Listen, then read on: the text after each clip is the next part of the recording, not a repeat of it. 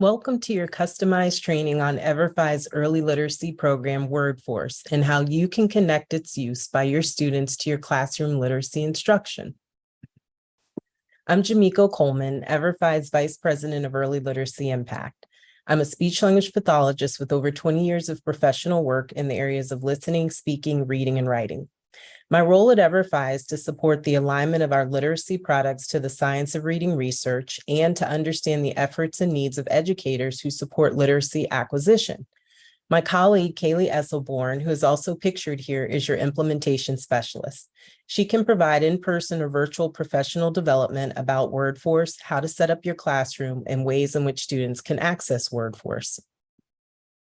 During this session, you will learn a bit about EverFi as well as information about WordForce, including accessing it so your students can get started. EverFi is an education technology company. We create digital courses and lessons that are geared to whole child learning. Our courses cover topic areas like early literacy for our younger students. We also have courses geared to older students on topics like college and career readiness, financial literacy, and health and wellness. All of our resources are fully funded by our sponsors and therefore are completely free to schools and students. I mentioned that our courses are digital. Each course includes assessments of knowledge gain as well as an impact report so schools and districts know how students are performing in the course. A critical piece of our model, is the local support that colleagues like Kaylee Esselborn provide in person or virtually to ensure understanding of how to access and use our courses, as well as be a point of contact for any other course-related needs. So now I'll transition and give you an overview of WordForce. It's an early literacy game designed for students in kindergarten through second grade, and it focuses on skills and sub-skills that support acquisition of phonological awareness, phonics, grammar, vocabulary, fluency, and comprehension across 15 games. WordForce is also enjoyed by a large number of precocious kindergartners, pre-kindergartners, as well as older students who need to build foundational reading skills. Each game has 5 levels that take approximately 8 to 10 minutes to complete, which makes it perfect for literacy block or free choice time. Each game includes a pre-test and post-test, as well as multiple layers of embedded instructional support. The game instructions are in Spanish and English. Gameplay is only in English. Teachers can monitor whether students have started or completed games, as well as students' post-test score in the gradebook. A key feature of WordForce for connecting it to the classroom are the printable lessons, which can be used at the whole class, small group, and one-on-one instructional levels. They contain suggestions for using the lesson with different learners and include home practice items. And lastly, the games in WordForce are aligned with the Common Core state standards, which are still at the heart of the bulk of standards across the United States. Let me tell you about some relatively new features that will make the learning experience even more wholesome. There are 3 layers of instructional support. First, most games have an instructional video, which shows a person telling students about literacy skills and sub-skills in an informative yet child-friendly manner.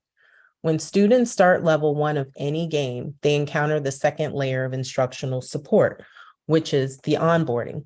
Onboarding ensures that students know how to play each game so students can learn the target early literacy concepts. The last layer of instructional support is the interventions. If students fail to meet 80% proficiency on any level, they are pulled into a level-specific intervention that is more supported and less distracting.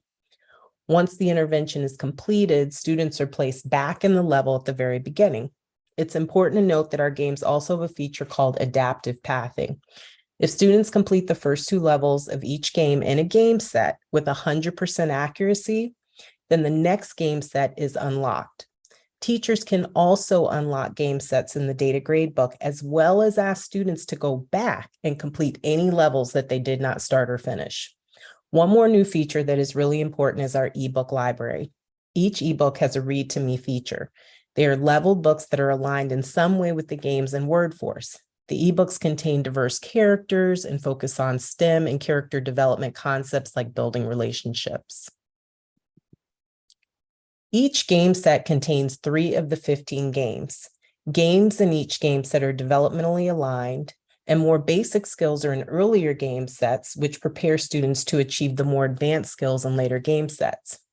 We know that developing strong literacy skills at an early age helps students reach their full potential. And so we've really built this scope and sequence out to demonstrate how that progression can happen. And you'll see here on the next slide, on this scope and sequence excerpt, that the games from the first and second game set are displayed. If you look at the games in the first game set, which includes Sprouting Sounds, Raise a Rhyme, and Veggie Village, you'll see that they focus on foundational skills in phonological awareness and phonics. Students practice more advanced skills within each game as they progress from the first to the final level in each game.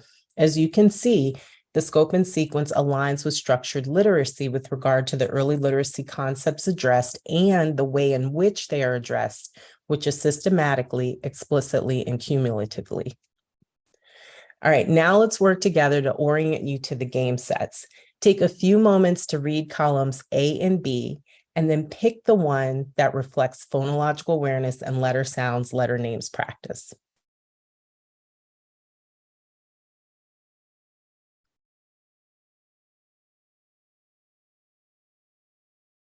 If you chose A, you are correct. Images of the games in game set 1 are on this slide. Our phonological awareness games do not contain print, only spoken words and pictures, which is a pure representation of phonological awareness skills. All right, take a few minutes to read columns A and B, and then pick the one that reflects phonemic awareness and beginning spelling practice.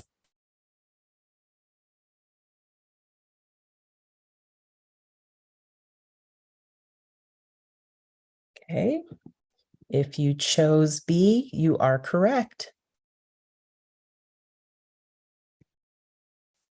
Images of the games in game set 2 are on this slide. Cotton Candy Breakdown is our phonemic awareness game. Phonemic awareness is the most advanced phonological awareness skill and has been found to be directly related to the ability to decode and spell words.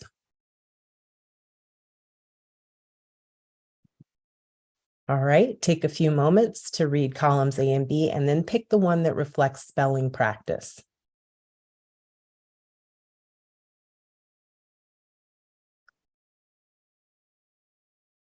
Okay.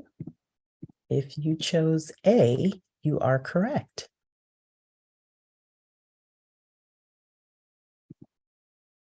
All right, images of the games in game set 3 are on this slide. Spelling is a component of phonics that allows students to practice retrieving and applying letter sound associations.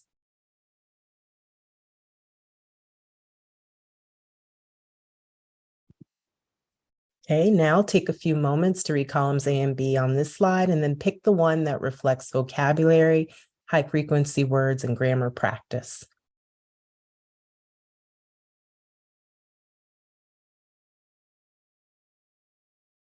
Okay, if you chose B, you are correct.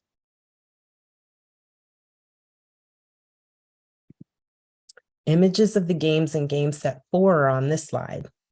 Knowledge of broad vocabulary, including high frequency words and grammatical endings like the ing in running, fosters comprehension when listening to others speak or when reading.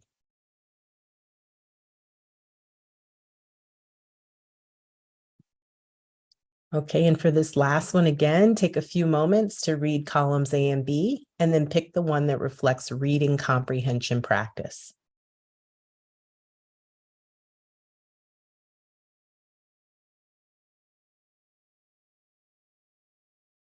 Okay, if you chose B, you are correct. Images of the games in game set 5 are on this slide.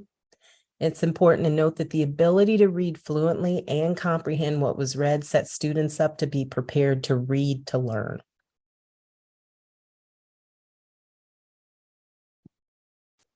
Now I want you to watch this clip of one of our games, Robot Recycler, which provides practice in spelling words. Students see an image of the word, letters in the words, and sounds of those letters, all of which aligns with what Linnea Airy describes as orthographic mapping, a process of learning the sounds, letters, meanings, and context of use of words to better embed that word and those associations in memory for quicker retrieval of the word in the future. Let's help Tina reuse materials to build a robot. Each tile has one sound. Use the sound tiles to build a word from beginning to end. Select the tile to hear the sound. Then select the space where you would like it to go or drag it into place. The first word is seed. When we say it slowly, we hear seed. That means the first letter is S. We know two E's make the long E sound, so that goes next. And the D is the last sound in seed. S, E, E, D. Spell seed. S, E.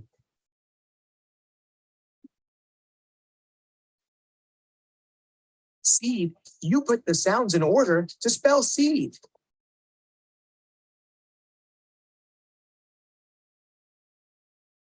Tell Tina read. All right, so WordForce has a multitude of supplemental resources to support connecting the content to classroom instruction. You just watched a short clip of Robot Recycler, one of our more advanced phonics games. Here you see a printable lesson for Robot Recycler. Each of the games has an aligned printable lesson. These lessons are densely packed with activities, and so they can be used again at the whole group, small group, and one-on-one instructional level.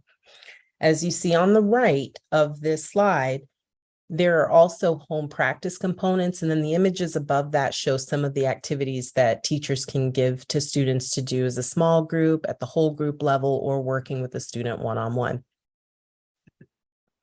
Here's a glimpse of another game, WordForce Adventures, which requires students to read a sentence and then replace the word in the white box with the correct word from the word bank to the right.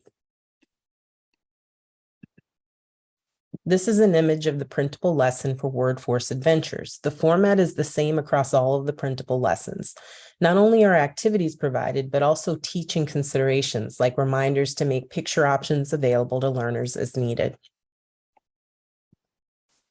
I mentioned that we have not only kindergarten through second grade students playing WordForce, but also younger pre-kindergarten students and older students like third and fourth graders who need some extra help with developing those foundational skills. So thought that it would be important to share what teachers of students in those early and later elementary grades think about WordForce. Okay, so check out these quotes from kindergarten through second grade teachers. All of them describe students as being engaged and desiring to play WordForce when they can. Kindergarten through second grade teachers have integrated WordForce into their classrooms in various ways, such as to reinforce skills learned in phonics groups, in 15-minute segments during the ELA block, during independent time and enrichments, directly after writing each morning, as a work supplement center, and in center rotations and independent interventions. Some teachers use it at the top of the day to start morning work and have even incorporated it into learning plans and in small group instruction. Third and fourth grade teachers also indicate that their students really like WordForce, with some attributing their students' enjoyment to its game-like feel. Importantly, teachers of older students have said that WordForce does not make students feel low. As this teacher said, she actually used the word dumb. It doesn't make the students feel that way like some other programs or lessons do. Teachers of older elementary students use WordForce in a similar fashion to that of early elementary teachers. So small group work, supplement what is learned in class, during literacy block and workstations, and during reading centers and for early finishers. One teacher even mentioned use of WordForce Build a Story activity to facilitate writing a story in sequential order.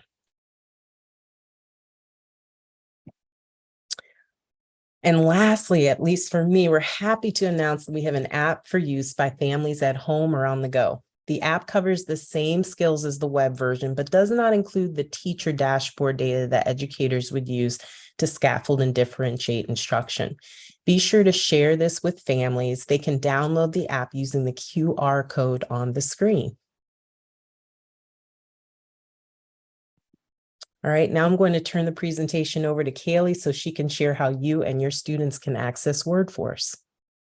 Thanks, Jamika. Hi, everyone. Like she said, my name is Kaylee, and I live here in Indianapolis. I'm a local support person for all educators throughout the state.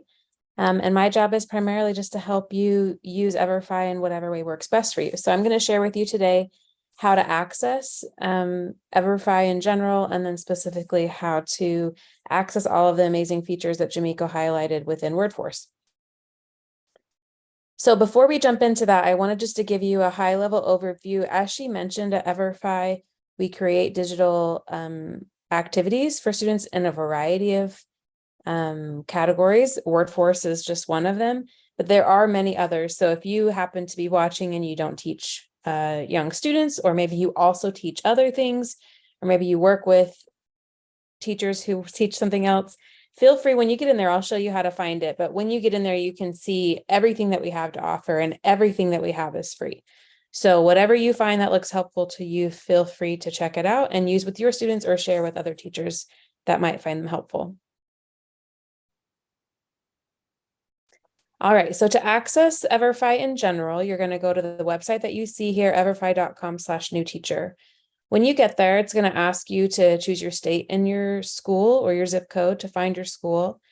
If your district uses Clever or ClassLink as a single sign-on to register or to access online activities, you can try that out to see if we are integrated, if your district has shared your information with us. If you use those and you find that Everfi is not an option, we would love to integrate with you. You can reach out to me after the session to connect with your IT department, and we can hopefully get that set up for you over the summer so that by the time you get back to school, you have that capability. That's especially helpful when you're working, as you all know, when you're working with young students, it is way easier to have them just sign into one thing rather than having to have a whole separate registration process. So once you have chosen your state and your school, it'll take you to the next screen, which will have you put in your information. You'll choose your grade level and your topic area, and put your email address in there, choose a password, all of that. And then once you've created your account, it will land you on that second tab that you see at the top that says My Courses, and it will show you, it'll preload for you a couple of courses based on the topic area and grade level that you choose. So for most of you, if you're an early elementary teacher, it's going to load WordForce and the Compassion Project for you on that My Courses tab. But if you'd like to see anything else, or for whatever reason, if you don't see WordForce when you first log in, like maybe if you're a fourth grade teacher, it won't load for you automatically, you can find everything that we have on this first tab on the left that says Explore Courses. So you can scroll down through there to find whatever course you're looking for, or if you want to just browse to see what's available, all of those will be there for you. Once you have chosen a course, if you want to check out a course, go back to that previous slide, Jamiko. To access or to find more about the courses, you'll see there's two buttons within each course box. There's the Add a Class, which we'll talk about in a second, and then there's the Details button. Once you click the Details button, go ahead, it will take you to this screen that has the information about the course for you. So there's a preview course option that you can click on to see what it looks like for students. So if you were looking at WordForce, it would take you in and show you what that student experience is like if you'd like to play around with it a little bit.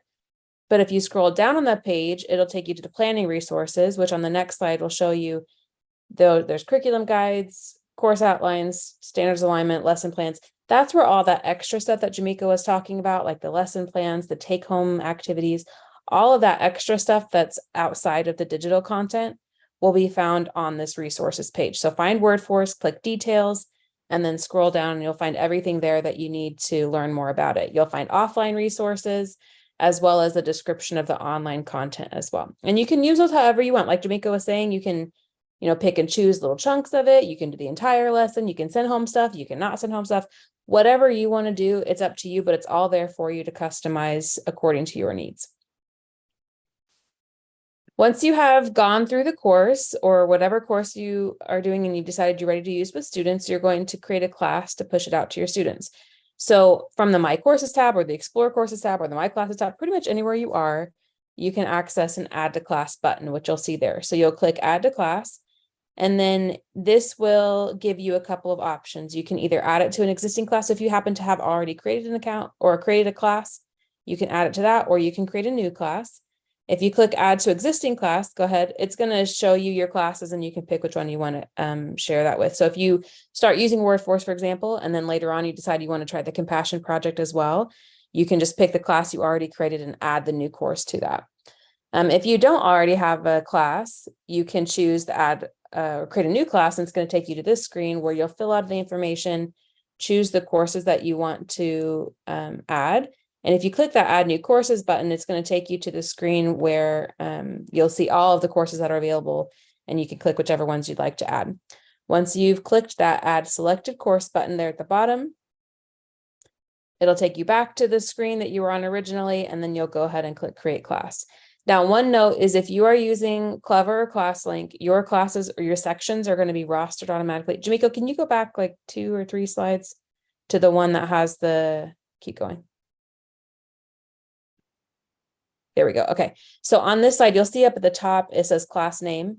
So if you were using Clever or ClassLink, that would have your roster section. It would say Clever section or ClassLink section, and it would be a drop-down menu, and you would just choose your section there. And that way it would push it out to your students automatically. So they would be automatically rostered to you if you were using one of those single sign-on options. Okay, go ahead a couple more slides to get back to where we were. Okay. So to give students access, you have a few different options. The first one is to share a registration code. If you click on that one, it's going to show you the code, and you can give that to students. They go to the website, they plug the code in, and they create a username and a password. Now, if you're working with kindergartners, that probably sounds like a nightmare to you. So that might not be the best option for young students, but it is an option, especially if you're working with older students, or if your students are good at, creating accounts. You can always put like the link and the code within your Google Classroom or Canvas or whatever it is you're using, and they can click over from there. The second option, though, which is probably a little bit easier for your young students, is that you create their accounts for them. So once you've created the class, you can either create individual accounts, or you can create the whole class at once by downloading a CSV file. You put the information in there, like choosing their usernames and their passwords, and then upload it, and it will automatically create those accounts for you. So then the students just have to type in the username and the password when they get logged in. The third option, that which we've already talked about, is the single sign-on with Clever or ClassLink. This is by far the easiest, especially for those young students. So if you have that capability and your district has not yet integrated with us with Clever or ClassLink, please feel free to reach out to me. I'm happy to work with your district this summer to get that set up so that you can have your students easily access without having the extra registration steps. All right. Once you have created the classes, you'll see there on your dashboard, there's a My Classes tab, and this will show you the classes that you've created. You'll see which courses you've assigned to them. You'll see how many students are in it, how many have started. Certified means that they've done all of the lessons or activities or the games in a course, and they've gotten the 70% or 80%, whatever the threshold is, to pass that. Then they get certified in the course, and you can print them a certificate, which a lot of kids like, that have that physical manifestation of their accomplishment. So that's an option if you are choosing to do all of the lessons in one school year. You can also, from this page, go ahead to the next one. You can edit a class. So that's where you can go back and add a new course to a class if you need to. And you can also get that registration code. If you do have kids registering on their own, you can get that registration code if needed. Just for your information, this is what the student dashboard looks like. So on their screen, they're going to see, after they've logged in, they're going to see whichever courses you've assigned to them. If they do need to add a code after they've created a class, like for example, if you're using one course in a class in your classes, and then another teacher at your school is using with a different course, you can both have classes on the same student dashboard. They would just add the multiple course codes there. All right, so once the students are in, you can see their information on the Students tab. You can check their usernames. You can reset passwords if you're not using the single sign-on. And then the next tab is Gradebook. And this is where you're going to find all of that good info that Jamiko was talking about as far as student progress. When you click on it'll show you student grades 4. You're going to choose Word Forest for the grade, for the course, and then you can sort by your classes if you have more than one section of students or group of students that you're working with.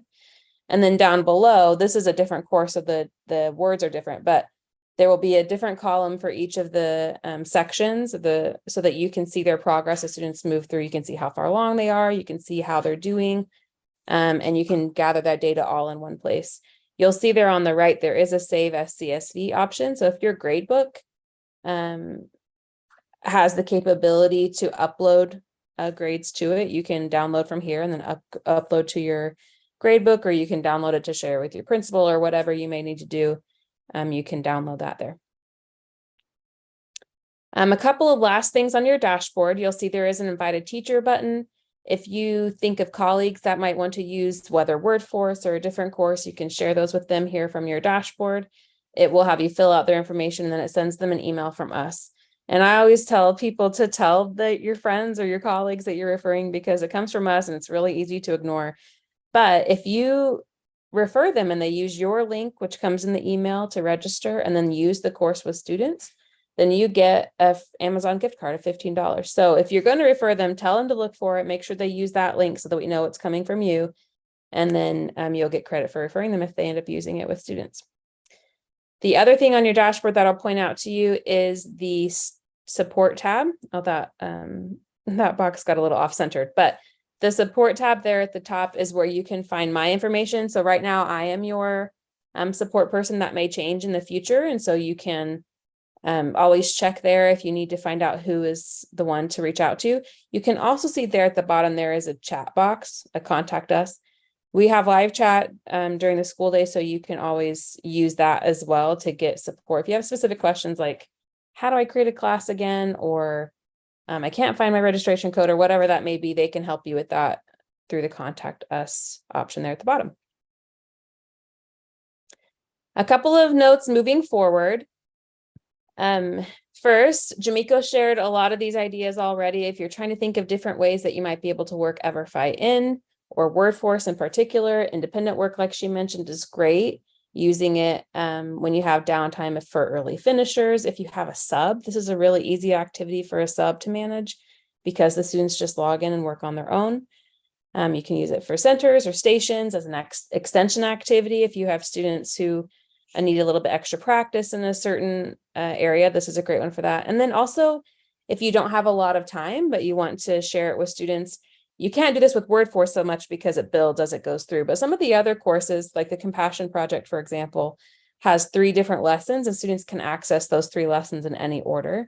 So you could always have some students do this lesson, some students do a different one, and then they can report back to the class what they learned so that each student is getting contact with the information, even if they don't have time to do every lesson themselves.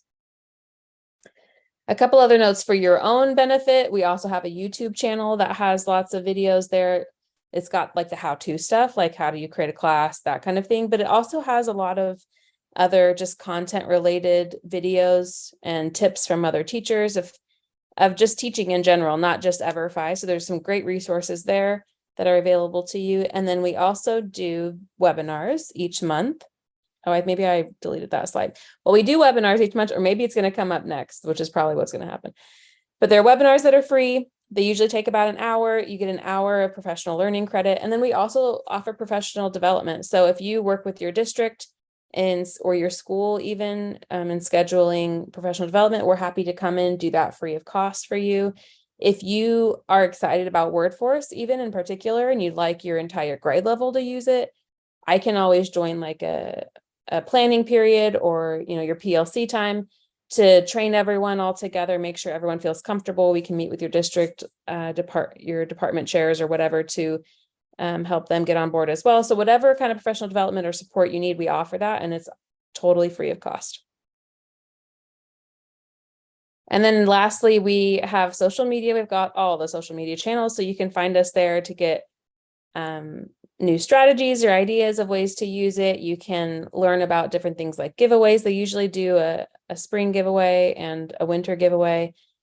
So lots of different resources there and ideas that you can gather if you'd like to check us out on any of your favorite social media channels.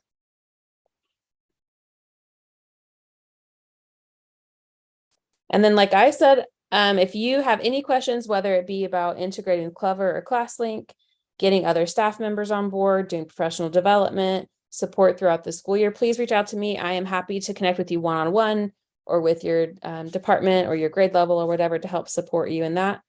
And then I know Jamiko is always available as a resource as well. And she can offer whatever she has to offer there if you'd like to. Absolutely. Yeah, thank you, Kaylee. Yeah, my background is in early literacy broadly. So if your school, you as a teacher, your district, or even at the state level, there's some information that you need and you'd like an early literacy expertise around it, I'm happy to help with that as well. And we're so glad you joined us. Reach out with any questions that you have. Thanks, everyone. Have a wonderful summer.